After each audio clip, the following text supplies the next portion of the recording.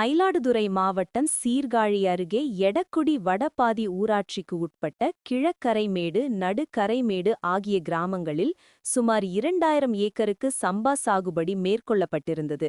இதனிடையே சீர்காழி பகுதியில் இருதினமாக பெய்த திடீர் கனமழையால் இப்பகுதியில் மட்டும் சுமார் 2000 ஏக்கருக்கு மேல் சம்பா சாகுபடி செய்யப்பட்டிருந்த வயல்களில் மழைநீர் தேங்கி சம்பா சாகுபடிகள் மழைநீரின் மூழ்கி பாதிப்பு ஏற்பட்டுள்ளது. மழைநீர் வடியாத நிலையில் பயிர்கள் அழுகி வீணாகிவிட்டது. மேலும் தற்போது 2வது முறையாக சம்பா சாகுபடி செய்தும் வடிகால் வாய்க்கால் சரியாக தூர்வாராததால் தண்ணீர் வடியாமல் வயல்களில் தண்ணீர் தேங்கி பாழாகிவிட்டதாக விவசாயிகள் வேதனை. இதனால் கடன் வாங்கி ஏக்கருக்கு ரூபாய் 30,000 வரை செலவு செய்து சம்பா சாகுபடி செய்திருந்த விவசாயிகள் பெரும் நஷ்டத்தை சந்திக்கும் நிலை ஏற்பட்டுள்ளது.